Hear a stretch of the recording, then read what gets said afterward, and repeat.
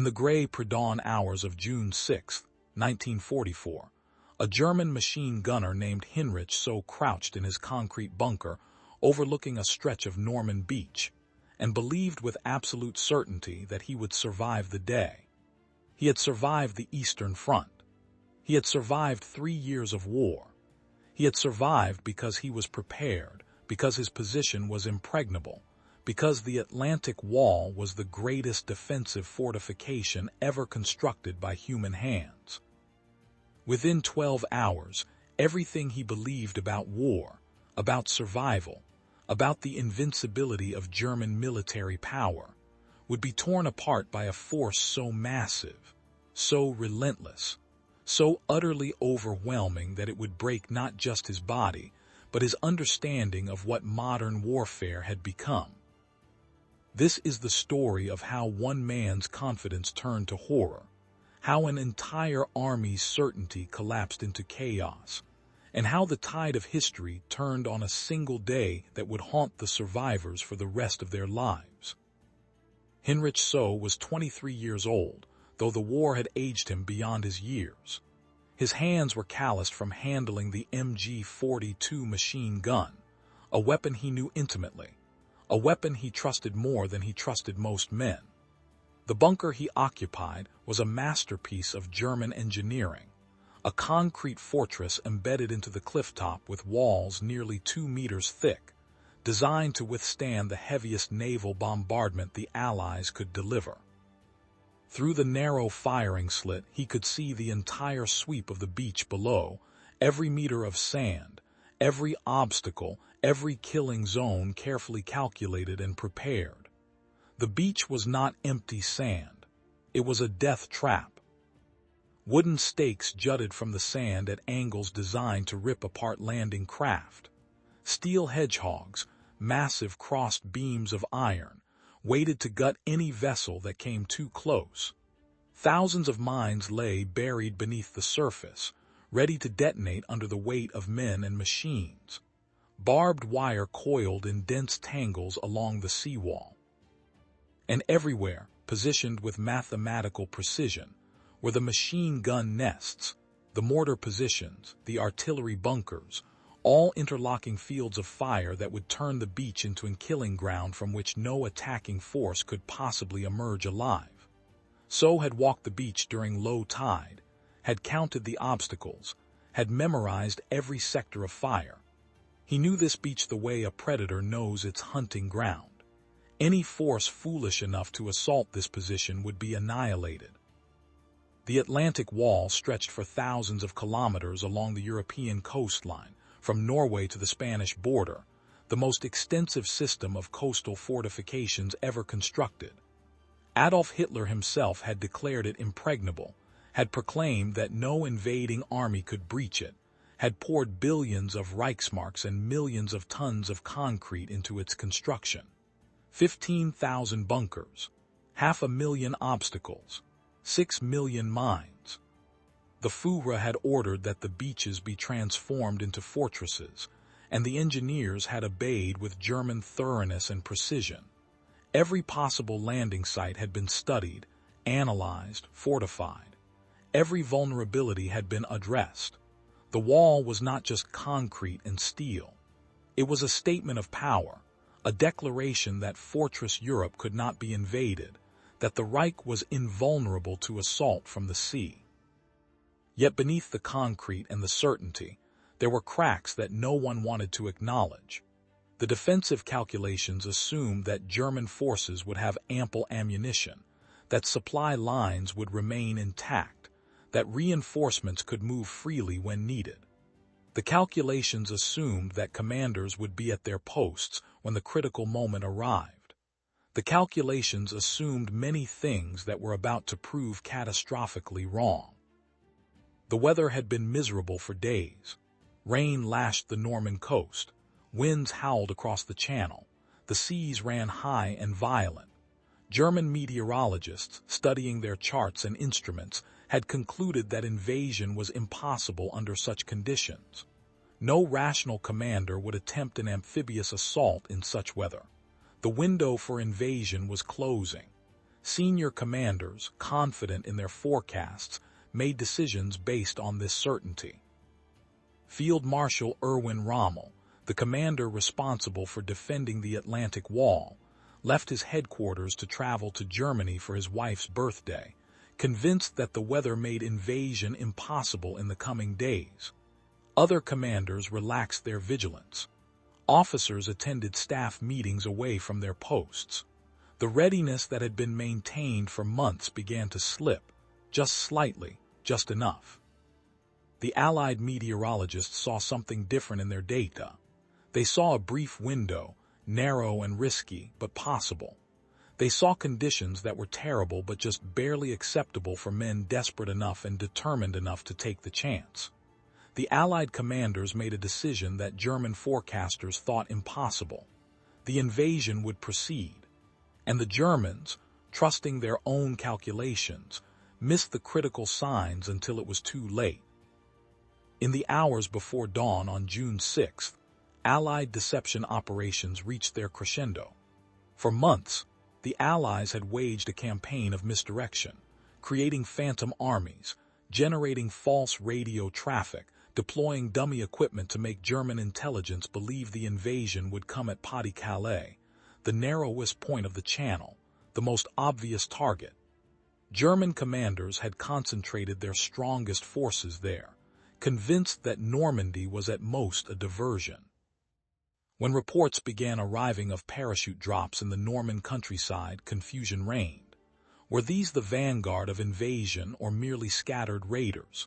Were the coastal areas under genuine assault, or was this the diversion while the real attack prepared to strike at Pas-de-Calais? The reports were fragmentary, unclear, contradictory. Paratroopers seemed to be landing everywhere and nowhere. Units reported contact and then went silent. Communications broke down. The fog of war descended like a physical presence. German commanders hesitated. Without clear intelligence, without confirmation, without orders from higher headquarters, they delayed. They awaited clarification. They requested permission to move reserves. They argued about what the scattered reports actually meant. Precious hours slipped away while men debated and delayed and tried to understand what was happening in the darkness. The command structure that was supposed to respond with speed and precision, instead, responded with uncertainty and paralysis. The moment for decisive action passed while commanders waited for clarity that would never come. When dawn broke over the Norman coast, the German observers who had spent the night trying to make sense of fragmentary reports looked out across the channel and saw something that turned their blood to ice water. The sea was not empty. The sea was filled with ships, not dozens of ships, not hundreds of ships, thousands of ships. Nearly 7,000 vessels stretched across the horizon in every direction, the largest naval armada ever assembled in human history, a fleet so vast that it seemed impossible, incomprehensible, a nightmare made real. Battleships, cruisers, destroyers, transports, landing craft, vessels of every size and type crowded the waters as far as the eye could see.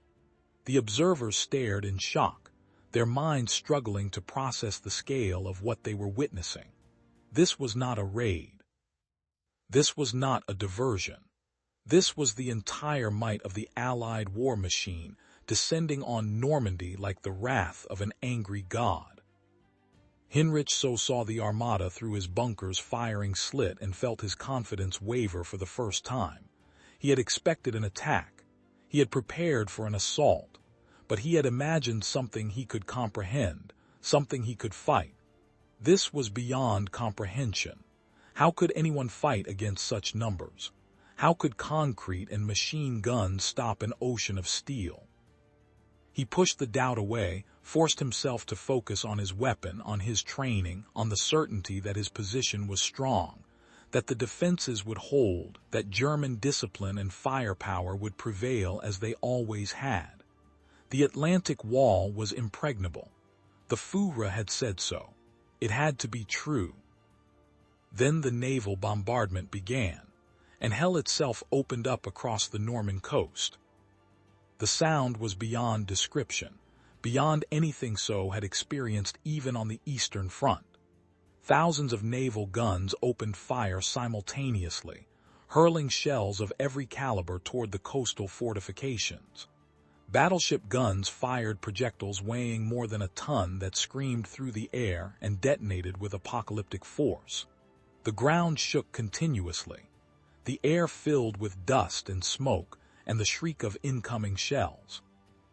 Bunkers that had seemed indestructible minutes before disintegrated under direct hits. Concrete walls 2 meters thick cracked and crumbled. Steel reinforcements bent and snapped. Men who had felt safe in their fortresses died instantly as shells penetrated their positions or buried them alive under tons of rubble. The bombardment was not precise. It was overwhelming. It was designed not just to destroy fortifications, but to shatter the minds of the defenders, to break their will, to make them understand that they faced a power against which resistance was futile. Seau crouched in his bunker, his ears bleeding from the concussive force, his hands shaking as he gripped his machine gun. All around him, positions were being obliterated. Communications with neighboring bunkers went silent one by one. The carefully coordinated defensive plan was falling apart under the sheer weight of high explosives. He could not see clearly through the smoke and dust. He could not hear anything except the endless thunder of bombardment. He was alone in a concrete box, waiting to die, and there was nothing he could do except wait and pray that the next shell would not be the one that found his position. Then through the smoke, he saw the landing craft approaching the beach. Hundreds of them, thousands of them, small vessels carrying men who were supposed to die on the obstacles and the mines before they ever reached the sand. And die they did. The first waves were torn apart. Men fell into the water and drowned under the weight of their equipment. Mines detonated, sending bodies flying. Machine guns from the surviving bunkers opened fire, and the MG-42s lived up to their terrible reputation, firing 1,200 rounds per minute, streams of bullets that cut through flesh and bone like scythes through wheat. The water turned red. Bodies piled up on the sand. The slaughter was horrific, worse than anything Seau had imagined, and for a moment he thought the defenses were holding, that the wall was working, that the invasion was failing. But the landing craft kept coming. Wave after wave, relentless, unstoppable. For every man who fell, 2 more reached the beach. For every craft destroyed, 3 more grounded on the sand. The Americans were not retreating. They were not breaking. They were dying in terrible numbers, but they were advancing, meter by bloody meter, crawling over their own dead, using the bodies of their comrades as cover, pushing forward with a determination that defied reason. And behind them, the naval guns kept firing, adjusting their aim, targeting the bunkers that revealed themselves by firing, hammering the German positions with shells that grew more accurate with every salvo. Seau fired until his barrel glowed red-hot. He fired until he had to change barrels, the metal so hot it burned through his gloves. He fired until the bodies on the beach below were too numerous to count. And still the Americans came. His ammunition began to run low. He called for resupply, but there was no response. The communication lines were cut. The supply routes were under fire. The careful logistics that were supposed to sustain the defense were breaking down under the relentless pressure. He was not alone. All along the beach, German positions were running out of ammunition faster than anyone had planned for. The defensive calculations had assumed limited attacks that could be repulsed with available supplies. No one had planned for this. No one had imagined an assault so massive, so sustained, so utterly heedless of casualties that it could simply absorb losses and continue attacking. American destroyers moved in close to shore, so close they risked running aground, and began firing directly at the bunkers with pinpoint accuracy. The naval gunfire support was not random bombardment anymore. It was precision targeting. Every German position that fired revealed itself and drew immediate, devastating retaliation. So watched as the bunker 200 meters to his left took a direct hit from a destroyer's gun and simply ceased to exist. The concrete exploded outward. The men inside died without even time to scream. His own bunker shuddered under near misses. Cracks appeared in the walls. Dust filled the air. He knew it was only a matter of time. The armored reserves that were supposed to counterattack and drive the invaders back into the sea were slow to respond, catastrophically slow. The delays in the command structure meant that critical hours passed before anyone authorized their movement. When the panzer divisions finally received orders to advance toward the beaches, they found themselves facing a new threat they had not anticipated. Allied air superiority was absolute. The Luftwaffe, the once mighty German Air Force, was almost entirely absent. German fighters managed only a handful of sorties against thousands of Allied aircraft that dominated the skies. The panzers tried to move during daylight and were savaged by fighter bombers that struck with impunity. Allied aircraft with rockets and bombs turned columns of tanks into burning wreckage. The divisions that finally reached the battlefield were shadows of their intended strength, having lost tanks and vehicles and men to air attacks along every kilometer of their approach. When the German armor finally attempted to counterattack the beachhead, they encountered Allied armored technologies they had not faced before. Specialized tanks that could clear obstacles, that could breach fortifications, that could provide direct fire support to infantry. The coordination between Allied armor, infantry, artillery, and naval gunfire was unlike anything the Germans had experienced. Every German advance was met with overwhelming firepower from multiple directions simultaneously. The panzers fought with their usual tactical skill, but skill meant nothing when every movement drew the attention of naval guns, aircraft, and concentrated artillery. The German counterattacks achieved local successes and then were crushed under the weight of Allied material superiority. Losses mounted at a rate that could not be sustained. Behind the beaches, in the Norman countryside, Allied paratroopers who had dropped in darkness were creating chaos far beyond their numbers. German units trying to move toward the coast found roads blocked, bridges destroyed, communications cut. Small groups of paratroopers, often scattered and isolated, fought with desperate courage to hold crossroads and villages that were critical to German reinforcement efforts. The carefully planned German response to invasion depended on rapid movement of reserves and clear communication between units. The airborne operations disrupted both. German commanders found themselves increasingly isolated, acting on incomplete information, unable to coordinate effectively with neighboring units. The command and control structure that was supposed to orchestrate the defense was fragmenting into disconnected pieces, fighting their own separate battles. By nightfall on June 6th, Hinrich Seau was still alive, though he could not explain why. His bunker had taken multiple hits but had not collapsed entirely. His ammunition was exhausted. His weapon was damaged beyond repair. The men in the positions around him were dead or had retreated. Below him, the beach that was supposed to be impregnable was crawling with American troops who were consolidating their positions, bringing up supplies, establishing a foothold that grew stronger with every passing hour. The Atlantic Wall had been breached. The invasion had succeeded. And so, sitting in the ruins of his bunker with blood on his hands and the taste of defeat in his mouth, understood that everything had changed. The days that followed were a nightmare of continuous combat and steady retreat. The Allies poured men and equipment onto the beaches faster than the Germans could respond. Every attempt to contain the beachhead failed. Every counterattack was thrown back with heavy losses. The overwhelming Allied logistics turned Normandy into a battle of material attrition that Germany could not possibly win. American supply dumps grew larger every day.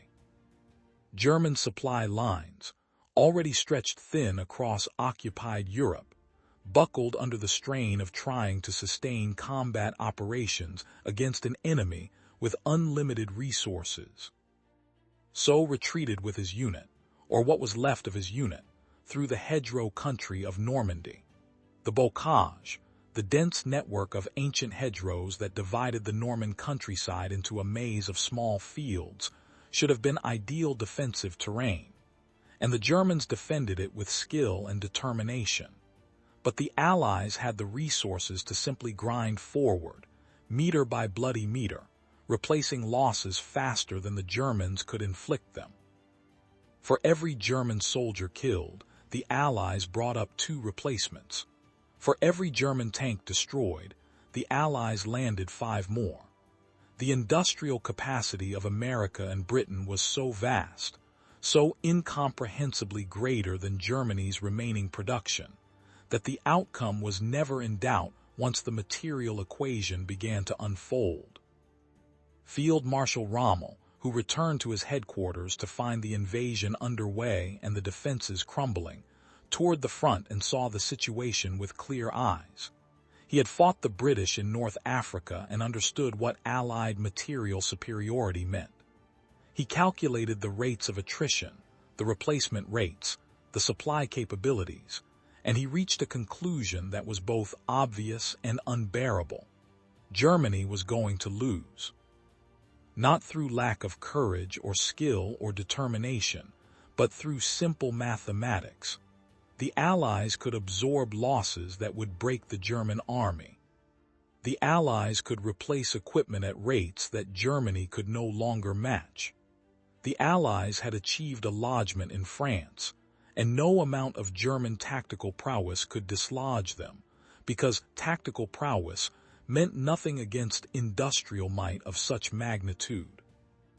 Other German commanders reached the same conclusion, though many refused to voice it openly.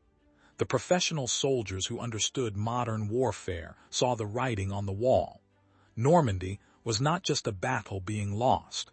It was the proof that Germany had already lost the war. The Eastern Front was devouring divisions faster than they could be replaced.